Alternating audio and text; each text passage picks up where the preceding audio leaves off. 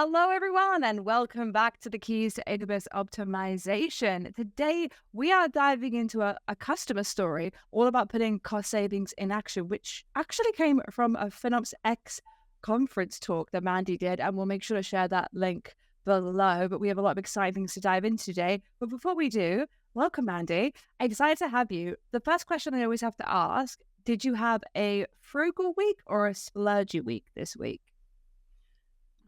Thank you. I think I've had a pretty frugal week because I haven't Nice. spent a lot on Amazon, but I also I've only gone to the gym once and I haven't been going to bed at my proper time. So in different areas, I'm frugal. In different areas, I'm splurging this week. What about you?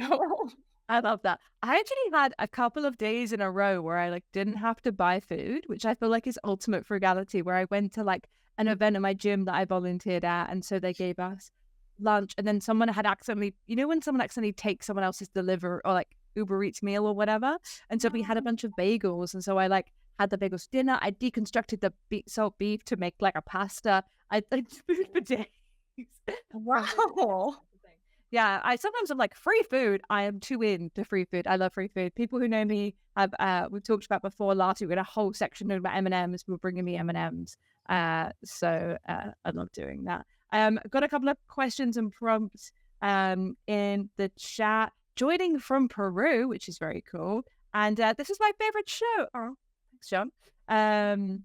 It's finally a frugal week, but it's not over yet. It's very cool.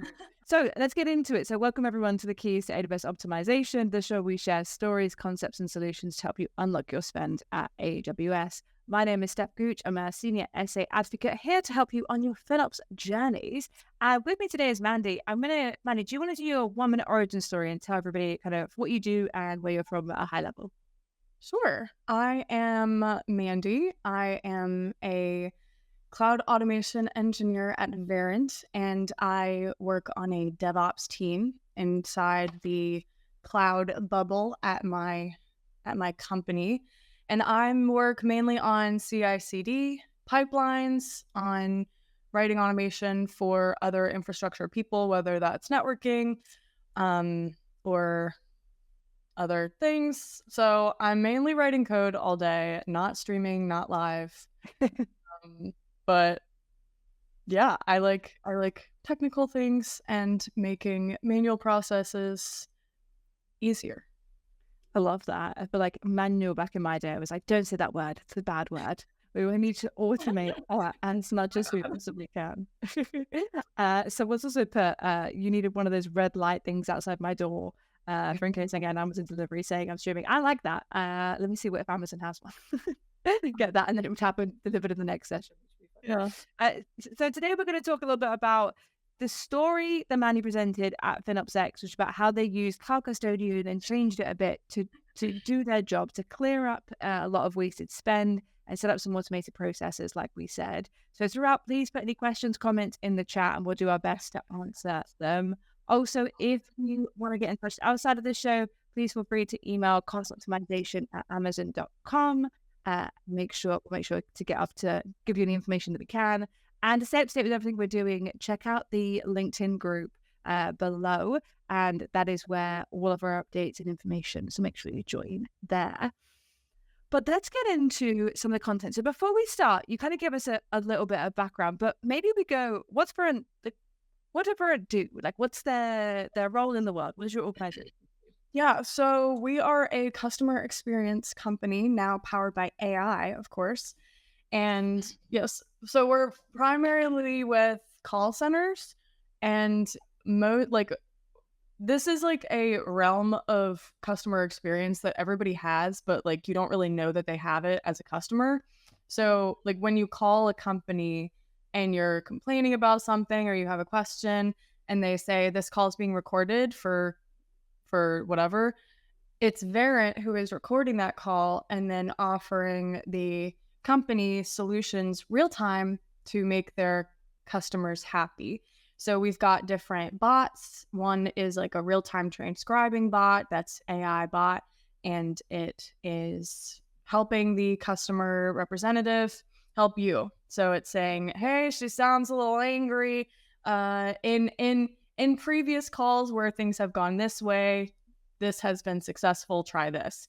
So it's speeding up that process for everyone involved. That's like one thing that we do. We also do like social media. So like YouTube comments, like we're seeing here. It's like instead of going to one person's account, it'll go to a listserv, and like you have to like pay for the API to do that, and Verint will do that for you and set all that up. So yeah. Oh, someone's put recorded for training. Like I always hear that when they're like, this will be recorded for training. So as soon as you said that, I was like, oh, okay. I never really thought about the behind the scenes process, like who does that, but that's pretty cool that so live they would get feedback being like, oh, this is what's happening. Maybe try this kind of technique or focus on this, which is interesting. Every time I speak to customers that do like not the standard one, obviously when we spoke to someone like Sky about Taylor Swift, I knew about what Sky did, that just like someone that exists in my world. But there are these companies that do the background stuff. Pretty darn cool.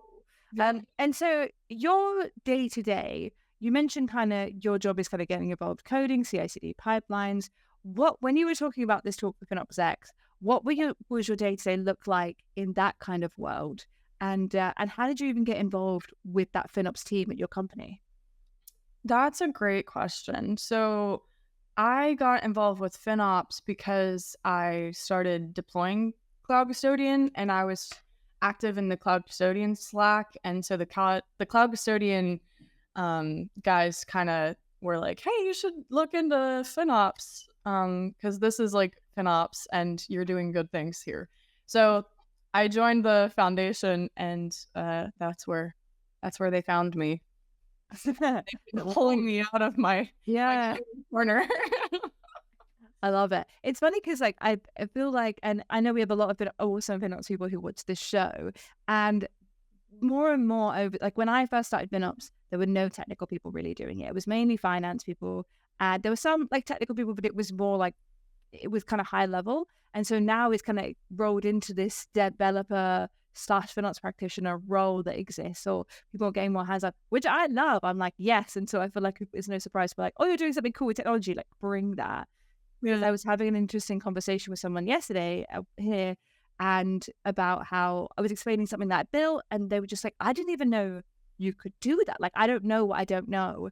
And so if you are technical watching this show and you have people with FinOps, go chat to them, explain kind of what is the art of the possible, because I think a lot of people miss that, who not because just because they never built something like that. Why would they know? Like, I don't know how. I didn't know the phone thing existed until you told me. Like, why would I know that this kind of stuff exists? Yeah, it's very interesting. And so I was thinking of this morning too.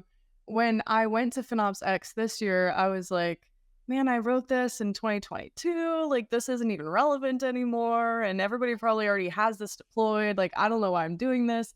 I don't know where I'm like speaking about this. And talking to people at the conference, it was really encouraging to see how every like company is at their different stage of FinOps, like crawl, walk, run. And there are still people who are companies that need this automation garbage collection that we have had, but everybody's at their different stage. So it is encouraging to be like, even though for me this is old news, it's not for everyone. Like, it's still going to continue to be relevant, which is cool, because I feel like in tech there's like, oh, this is new, and now this is the new thing, and now this is the new thing. We keep up with it all.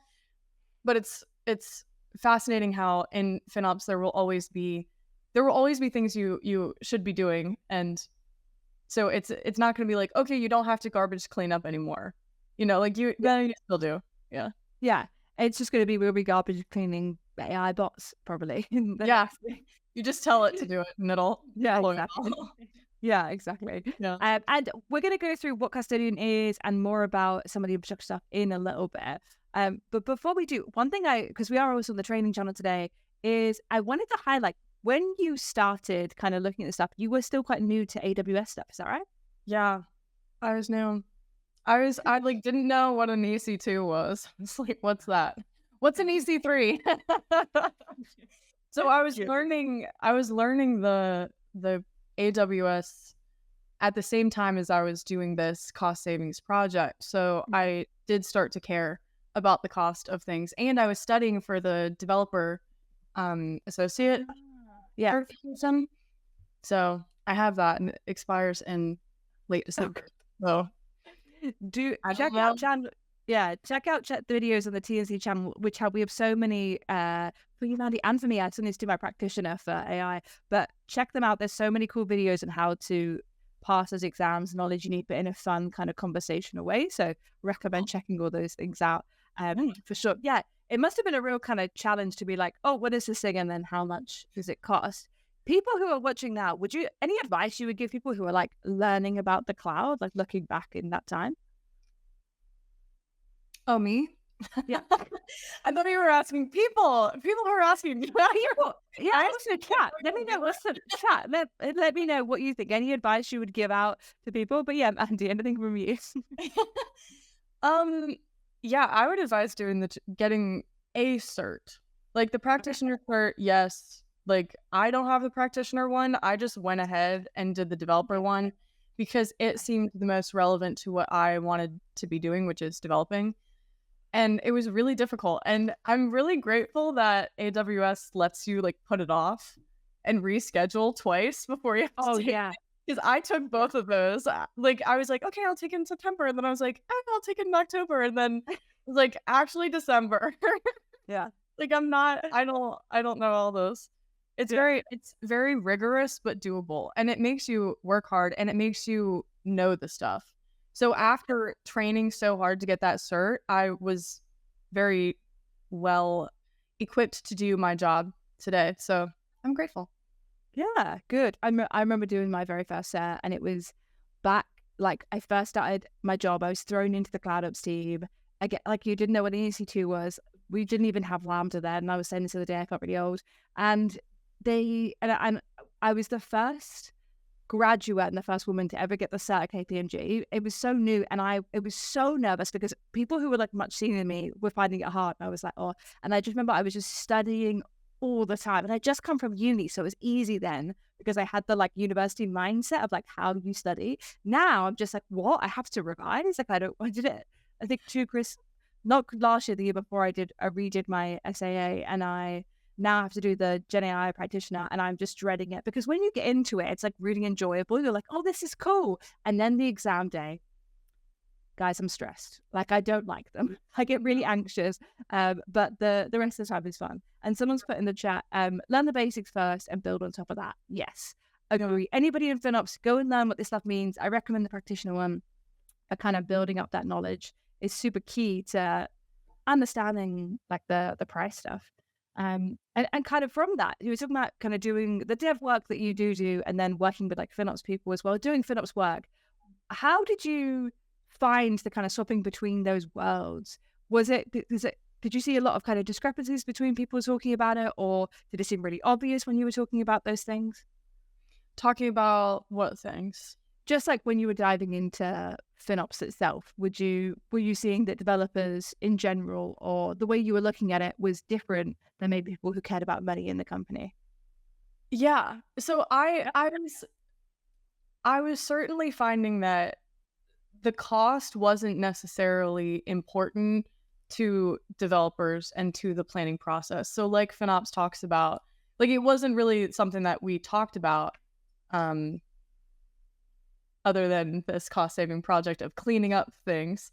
So the like cloud custodians, they talk about shifting left, and that was one of the initiatives when I was also working on this project. But I guess I saw the reason for needing to shift left when I first got into my company almost 4 years ago, and seeing the state of our cloud and seeing the need to shift left because things were just deployed because people just went to the cloud and did the things, but without really. And I think that's also just like knowledge of the cloud too. Like that's kind of why we're here with FinOps, is the cloud is different, and it's what makes it good is that you can save the money, but not if you're just lifting and shifting. Like it does need to be different architecture. Yeah.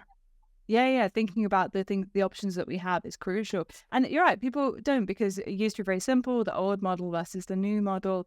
But also we're not like shown. It's not like when you buy something on Amazon, for example, and you're shown before you click, yes, I want to buy it, there is, why don't we do that? I feel like that should be a feature, but I feel like some people would just ignore it anyway. But you're shown like that numerical figure well, I know why we don't actually, I'll go back to that, but we're shown a numerical figure because it's a flat fee. We know that if I buy, what did I buy? A new set of headphones, they're going to cost me $20.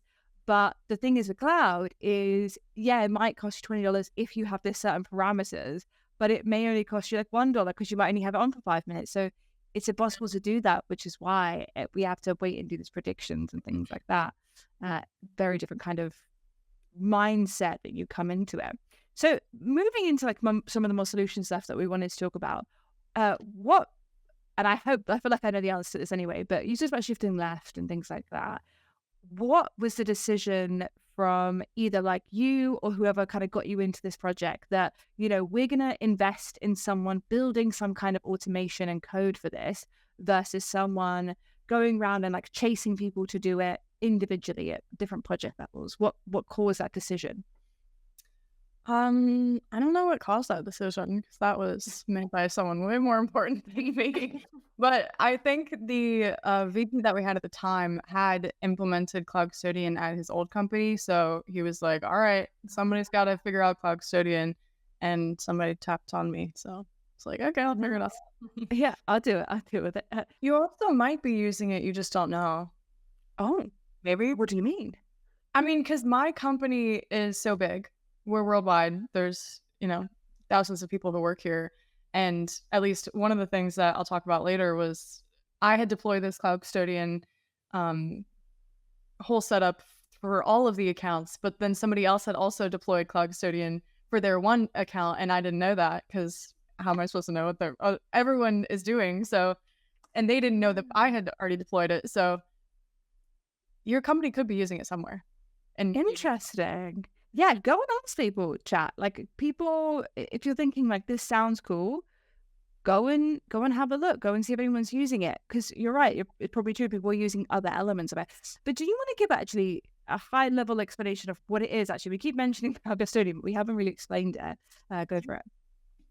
Yeah, let's talk about it. So Cloud Custodian is an open source project that is policy-based, and you can run it locally, you can run it on an instance, and you can run it serverless with Lambda. I have it deployed serverless with Lambda, and it is similar to a lot of FinOps cost-saving things that you will see, which I didn't know. I thought this was like the only thing that did this, and lately I've seen a lot of things where I'm like, that looks like Custodian, that looks like Custodian, and I think a lot of them are built on Custodian. So it's YAML policies, and you're basically saying for a resource, filter all the resources, and if the resource matches a filter, then do this action on the resource.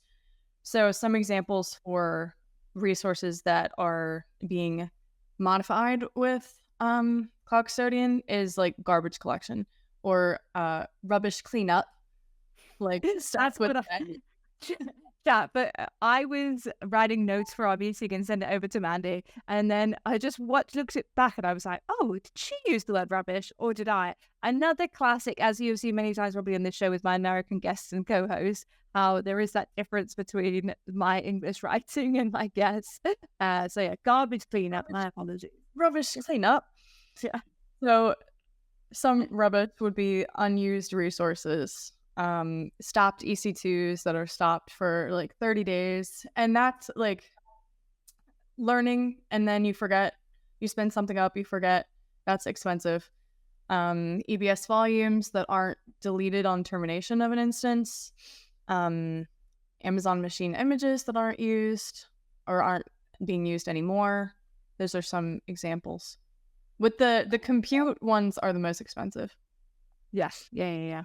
And we're going to dive into some of those kind of things, but keeping on like Cloud Custodian elements to it, the you choose, just to like clarify, you choose like which policies you want to enable, right? So they have a kind of menu of ones that you can set up, and then you can enable different ones that are relevant to your business, right?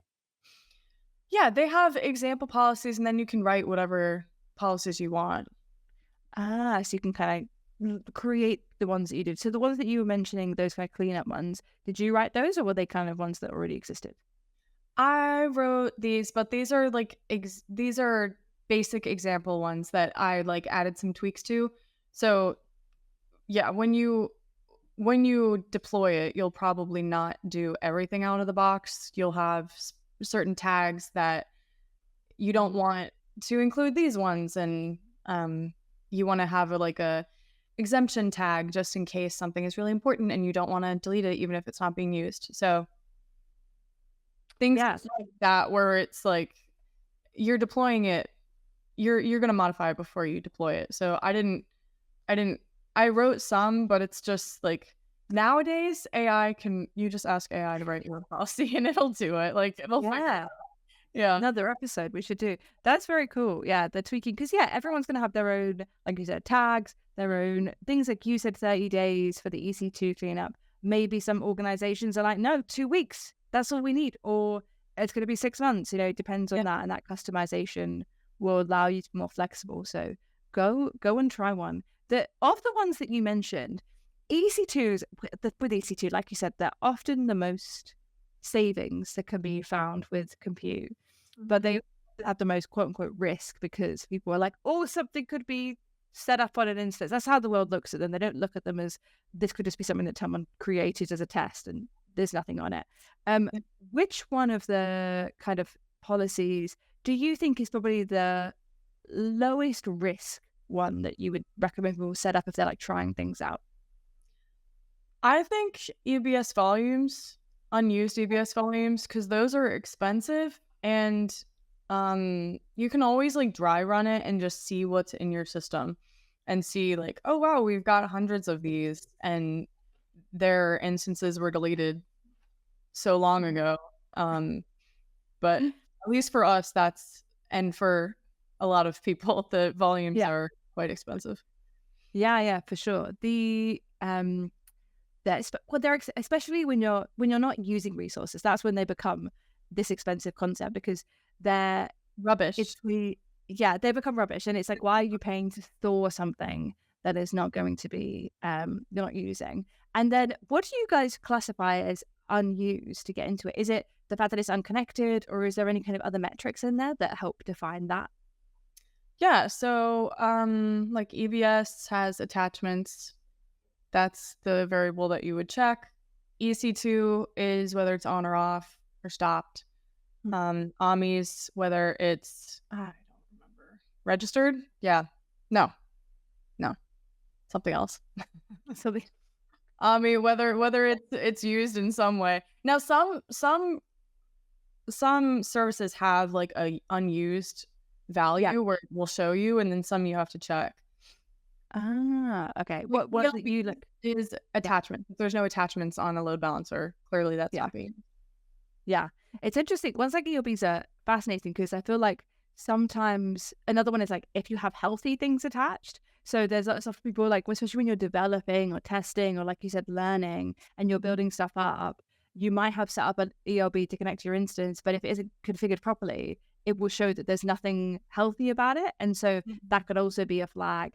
And that's what we bleed into this world of not just cost optimization, but checking if your infrastructure is set up correctly. We talk about incomplete multiple uploads all the time. People hear me talk about this. And whenever I try and configure the rule, I often give it like a week so that people can actually see data if it comes up, because it might highlight a bug. So it might be something that's an issue with your service that you are producing, you're doing something and it's timing out or it's not connecting. And the amount of customers who I flag this incomplete multiple upload bytes issue to are like, that's weird. There's a Lambda function that goes into that should be dropping in files and it's not working. And they kind of notice this. And we've got a quick question, which is, were there any resources you tried to include but encountered issues when automatically deleting when you were doing it? Yes. Yes, Cloud with Strive. Thank you for your question. Appreciate it. Were there any resources you tried to include but encountered? So some resources have like de- deregister protection, like an AMI has a deregister protection, or instead have termination protection. Am I back? Yeah, you're back now. I lost you for I am back. So if a resource has like some kind of termination protection, then that is an issue, at least for Cloud Custodian. So I've only seen this in one account. Okay. And because we've got a exempt tag that we put. So if you don't want Cloud Custodian to clean your resource, you put the exempt tag on the resource, and all of our policies would exempt those resources that have that tag. So in this one case, the resources had, like, it was an AMI and it had a deregistration protection on it. And I just let them know, like, hey, if you don't have the exempt tag on it, it will get the termination protection removed, and it will be removed. So I just added another policy where if it had all the original policy and it had the deregistration protection on it, then change the deregistration protection, and then that one ran before the other one, and then the other one could delete it. But that was more of a, yeah, if you wanted to keep those, you could just ignore them if it doesn't work too. But yeah, in this case, it was more of a, like, I don't know quite why they were deploying them that way, but I'm sure they had reasons. But there's a tag for that. So yeah. People always have a reason, whether it's a good reason. Yeah, there's reasons. I'm sure I've got reasons for things, and they're not good reasons at all. Exactly. And I think RDS might have a delete protection as well, so the few services that fall into that category, but good to know. But yeah, they're doing the good thing about those tags is, as maybe that's a good question. So when you were rolling out this Cloud Custodian and starting adding in the cleanup concept, how did you tell people that you're like, okay, if you don't want this to be cleaned up, tag it with this thing? What was the messaging like? How did you share that information? I didn't share the information. My manager took care of that, and he spoke very kindly to everyone. And he's good at saying, hey, this is what's happening, so take care of it. Nice. Well, in that kind of, so what's the question? And it wasn't you. So a lot of people, I feel like, when they're in the FinOps world, if they're the one person in FinOps, they feel like they're having to have like a giant megaphone that shouts to everybody, and everyone has to listen to them. And it's quite hard because you're already seen as someone who is annoying, because you have to tell them to stop doing stuff, and they can't just spend all this money. So it's like leveraging someone else who has like maybe more power, like a manager, or even has that kind of relationship with other teams. I feel like it's something way more valuable. Like you going in cold as a stranger, as someone who doesn't know these people necessarily, or is, like I said, someone who may not like is one thing, but someone who's like a leader or seen as a respected technical person, if they're bringing the message, it's so surprising how easily it is to get them to make the change. So that's a kind of a great tip there. If I reach out to anybody, they'd be like, who are you? And leave me. Who are you? Yeah. Yeah, exactly. They're like, stop telling me to do my job. Like that. And that is true, because sometimes I've seen as well, like sometimes people in FinOps are sometimes more junior. And so you need to lead on that. One thing I would say, as well as doing that, is to facilitate whoever you get to do the like announcing and sharing, make sure there's good documentation, make sure there's good resources, because part of the challenge is people are like, wait, what am I doing? And then they're kind of like, oh, I vaguely remember hearing about a tag, but I don't know what the tag was. So it gets quite confusing. So having good documentation, having good wikis or confluence pages or whatever you're using, kind of make sure that. And the documentation helps. Even today, when I'm like, I don't remember what the policy was. What, like, was it 90 days? Was it 30 days? I just send the link, because the documentation's right. I wrote it back then. It's still in deployment. I'm like, here are all the answers. So I don't have to write it out when people ask. It's like, here's all of the pages that are written on this. Yeah. And that is true. Now with AI, documentation is so easy. Like documentation is up there with like public speaking. For me, at least as a developer, I'm like, no, please, no.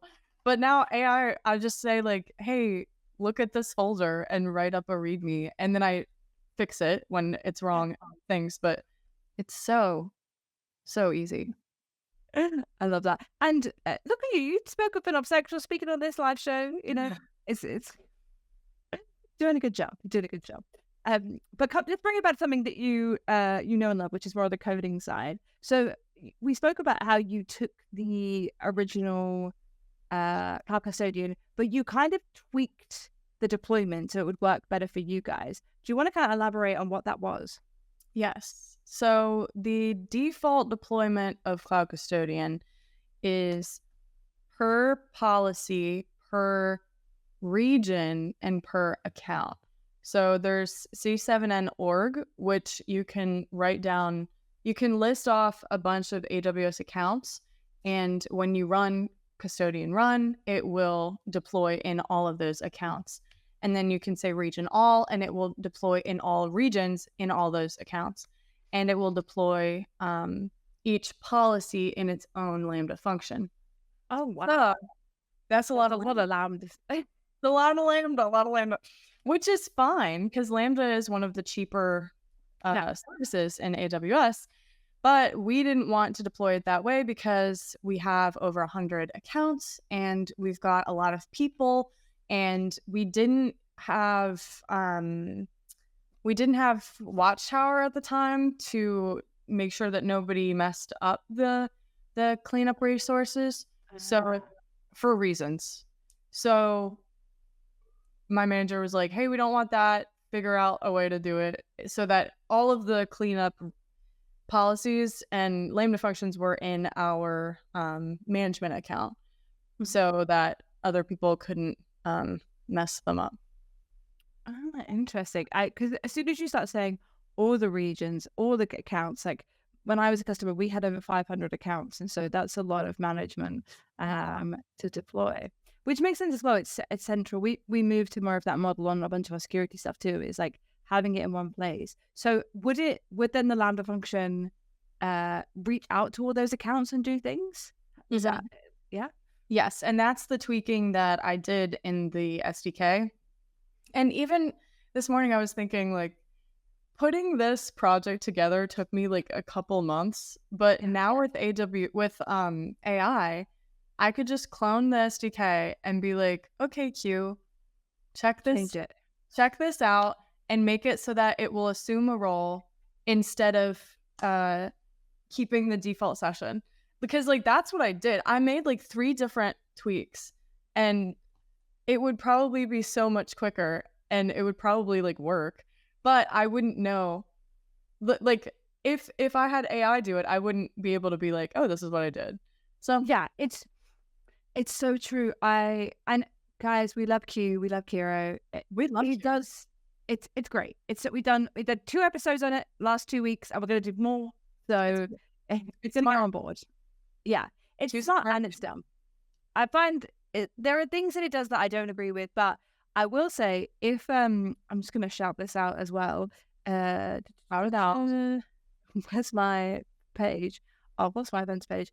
We're doing, for those who remember, we're doing a 5-episode live stream about Amazon Q. So if you want to sign up to this, check out this on the TNC training channel.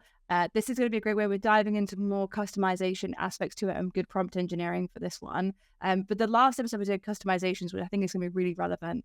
So make sure you sign up to that. And next week, we're also doing on this show a episode on Cube optimizing hopefully with someone who helped develop the actual customization techniques in Q to bring them up. And just while I'm here, don't forget, join the customer acceleration team.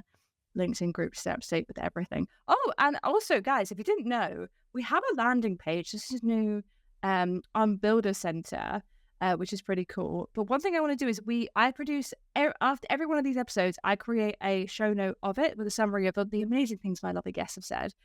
So make sure to scan that QR code or check out the Steph Gooch alias and follow me to be up to date with all of the cool content that we produce. Coming back to this kind of the deployment change, Was there any, because obviously you've gone from this like decentralized to centralized model, did you have any kind of trade-offs to balance? Because obviously it's benefited you that it's one place, it's in the account that you control, you don't have to worry about people tweaking it. Were there any kind of negative impacts from, not necessarily negative, but like pushbacks for why not doing it with all those different Lambda functions? Like, what's the benefit of doing it that way? I think one pushback, at least it wasn't really a pushback because it was just kind of like, here's how it's going to be. But the visualizing it for everyone, since it's in our account and I'm getting the notifications, I'm getting the logs in one account. Yeah. Not everyone can see what's going on. So I did make a dashboard for like an observability dashboard that I forwarded the CloudWatch logs to so that people can go there and see what's being cleaned in their account. But yeah, they could use CloudTrail if they have access to that and see like the role that Cloud Custodian assumes, which is in all of the accounts, and see that that role is doing things. So, but I think the visibility would be a more downside, but a lot of the garbage collection, people don't even know that it's happening because like they're not using the resources anyway. So yeah, there's not a lot of hey, what's happening? It's just like silently cleaning and saving money in the background. Yeah. Have you noticed that since deploying it, that people have gotten either more active at deleting stuff since it's deployed, or have they gotten lazier? Not lazier, but like, have you noticed any kind of change in the amount of things that have been needed to be cleaned up since you deployed it? No, I haven't really noticed. I also haven't, I mean, the dashboard looks nice. I guess that would be like per account. But total, the numbers are pretty much the same. Well, initially there's a big cleanup, right? And then at least for us, we were in the top customer service bracket for AWS. We were one of the top paying customers. And then we were bumped down to a lesser paying customer service bracket because we did all of these cost savings initiatives. So initially we had a whole lot of garbage to clean up. And now we've got way less spend, which is a good thing. Good. But yeah, since then it's been pretty consistent. I'm guessing. I don't see a lot of the numbers, but at least my dashboard still looks good. Yeah. It'd be funny to see if people got like, because when you share the dashboard and people's accounts get kind of highlighted and you're like, oh, mine was like really bad. I wonder if I should be more active in kind of clearing things up, or if people were like, oh, I know that it will get taken care of eventually. I wonder what the kind of the mindset is between the two. Funny. Awesome. That's very, very cool. The question as well with the guardrails, is there any that you have like outside of the cleanup ones that you would love to like highlight that you guys use a lot of or used a lot of? Sure. So when I was first learning FinOps, like a couple years after deploying these cost savings things, I heard about guardrails and I was like, oh, so there's garbage collection and there's guardrail things. Like, what are guardrails? Like, that sounds so next level, you know, than these garbage collection policies. And I learned that guardrails are actually, I already had them, which they are modifying existing resources to conform to the configuration that you want them to be. So like a GP2 to GP3, that's a guardrail. So if there's GP2 volume, we want to redeploy that as a GP3 volume or modify it. And so anything that's not like deleting or stopping or deregistering is, if it's modifying, it's a guardrail. Oh, interesting. Like a kind of caveat between. You totally knew that. You're a FinOps person. Yeah. She caught me. Yeah. But at least like, oh, cool. All the things that you kind of pick up through time, which is interesting. So we mentioned the kind of the delete prevention concept. Was there anything else that you guys tried to implement and then it didn't work, or that you kind of pulled back on? Like, were any of the delete things that you tried to set up for and then you were like, we don't feel comfortable doing that, or were you quite like rigorous across the board? We were pretty conservative at first and then just kind of like kicked it off. But one thing that I talked about in my FinOps X talk was my first time at FinOps X when I was in a Chalk Talk. And the Chalk Talks were when a bunch of like, I guess, FinOps practitioners just get into circles and talk and share hacks that are beyond the obvious cost savings things. And there were a lot of really smart people in my group, and one guy was like, yeah, I just changed all my instances in the dev account from I just changed them all to T2 micro, which is like free tier, or yeah, the smallest one. And I was like, man, what a great idea. And he was like, and no one even knew. And I was like, that's a great idea. So I came back from FinOps X and I told my manager, he was like, okay, just let me know when you try it. I was like, okay. And so I pushed it on like a Friday afternoon, of course, and logged on for this one dev account. And then Monday, it was like Monday afternoon when they started yelling, but it did not work out because I would change like a R6i, like memory intensive instance to general purpose feature. Yeah, so that wasn't cloud custodian related. That was more just like that was more of just trying to optimize and save cost, but it didn't work, at least for my dev environment. So the lesson there was, just because a smart person's like, I did this and it worked perfect, it doesn't necessarily mean that it will work for your environment. So you gotta test it out and check utilization and everything before. I think that's so funny. It's a good point though. Like, one thing that we do suggest is go with like the smallest boxes first.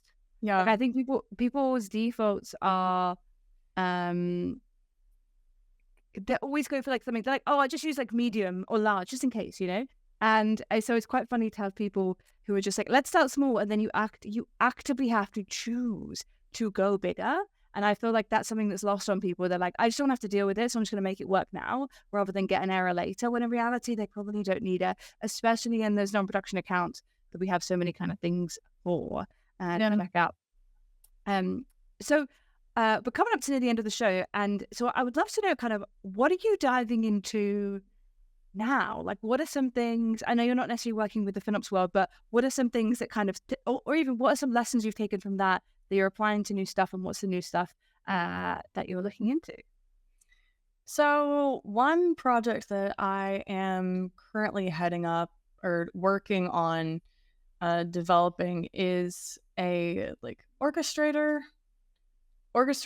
that are, so there's infrastructure as code, and then there's like orchestrators, at least in my understanding, my limited understanding of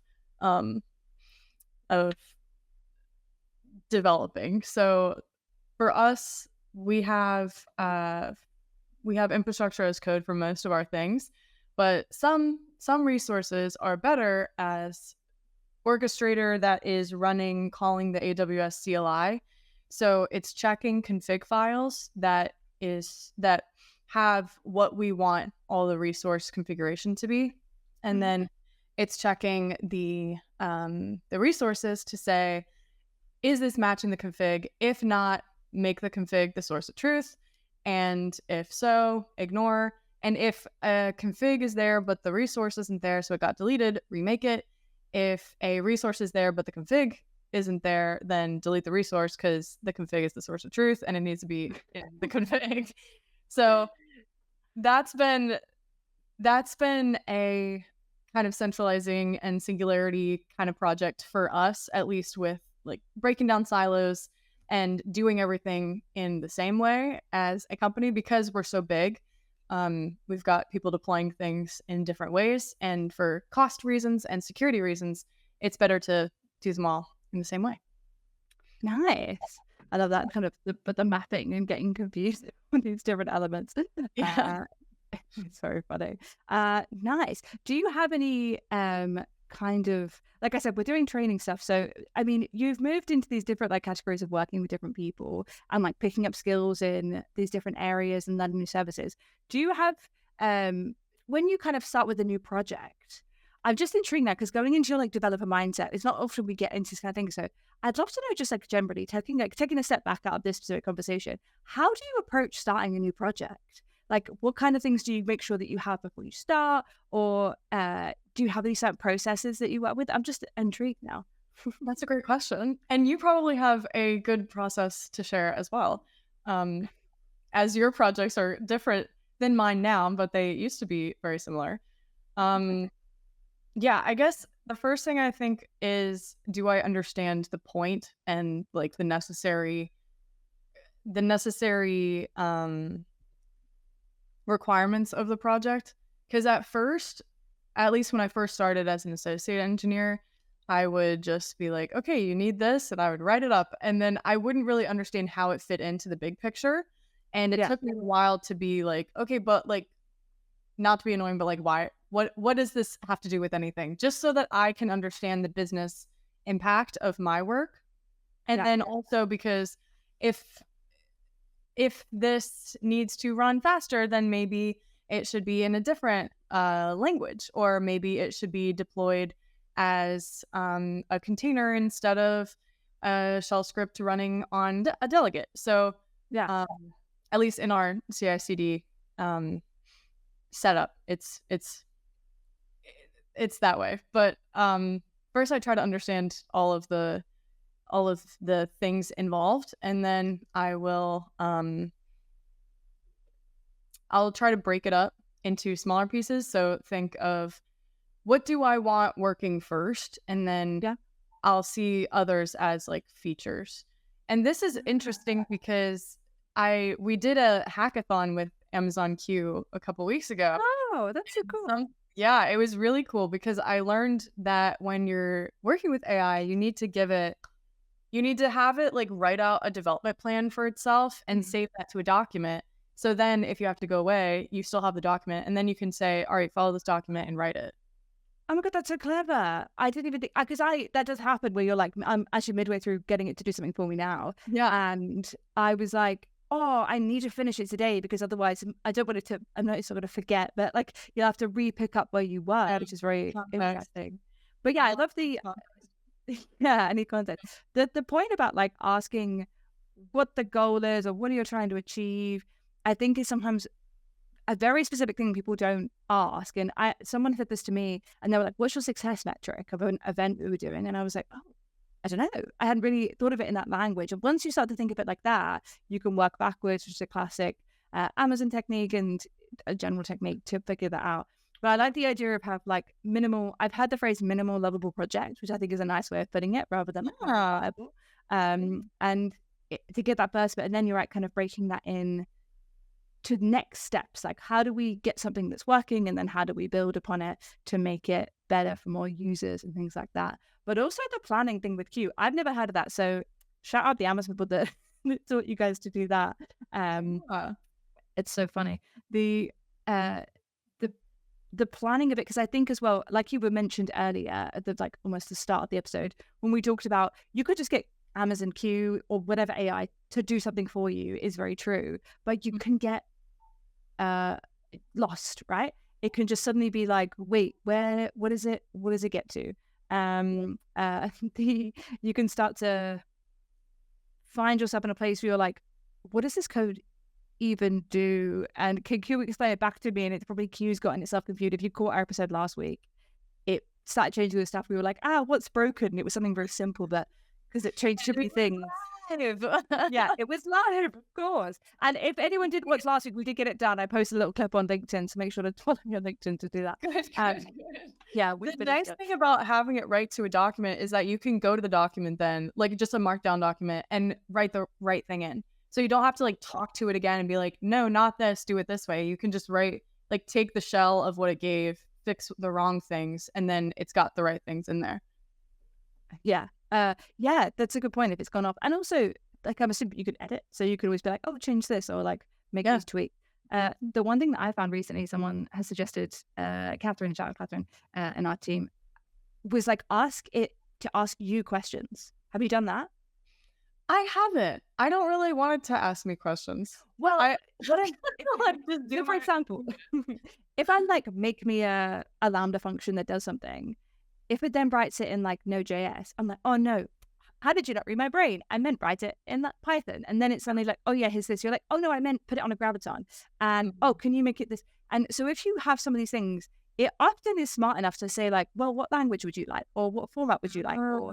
And then what that does is, rather than you have to make it through the whole thing again and utilize more energy, and you're using more tokens and more tokens in, more tokens out to get all this stuff back, then you're wasting all that, versus the first time you're getting it right the first time, and so it makes it a lot smoother. So everyone, I recommend next time you work with it, like ask it to ask you questions. Like give it a try, Mandy. It's honestly has changed the way I've dealt with Q, because it's just asking me these questions that are like I hadn't even thought of, but clearly you're like, I'm not sure, this is what I would do, but would you like it?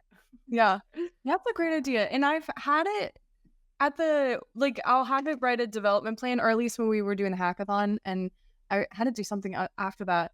But it had like a question section at the bottom where it asked questions, but some of the questions were just like, that's not relevant. Like, I don't care. Yeah. It was like, well, what about this? And I'm like, I just ignore that. So it's certainly like a junior developer vibe, but back to the business objective of my projects. I have at least once, like my manager asked me to do something, and I worked on 2 days, like getting it perfect. And then I showed it to him, and he's like, this is not what I meant. Oh, right. So even just like humbly being like, let me make sure I'm doing exactly what you want me to be doing. That's a good start for projects. Yeah, that is. It's a great start. Right, we're coming up to the end. I think we're going to get a Richard summary, but before we, please subscribe. We'll be doing some more episode on the TNC channel about Builder Center and getting involved in that. So make sure to follow on that. Check out the Customer Acceleration channel to learn about what stuff we're putting out, and make sure to join in on the Dev Power Hour for more stuff Q if you've enjoyed the kind of tail end of this conversation. As you know, we do a Richard summary. Richard is not AI, even though sometimes people think it is. He is. And he does a summary of every episode, so you can scroll on to the end if you want to see what we cover. So let's bring this up. So Cloud Custodian is open source governance tool. Manual equals bad. Automated equals good. I think it's meant to be Verint, like very, very bad, very bad. Very funny. Look for low risk unused resources like EBS volumes when you're starting out, and tag resources for those exemptions. So utilize those tag functions to kind of send our information data. Mandy, thank you so much for joining us, taking us on this deep dive, and telling us all about Custodian and what you did. We'll make sure that your LinkedIn is posted in the comments and stuff below, but thank you so much. And that is all. Next week, we're going to be doing more of a deep dive on Q with optimization. So again, if you're enjoying all the Q content, we want to get everyone upskilled as much as possible. So join in next week for that. And we will see you all next week. Bye, everyone.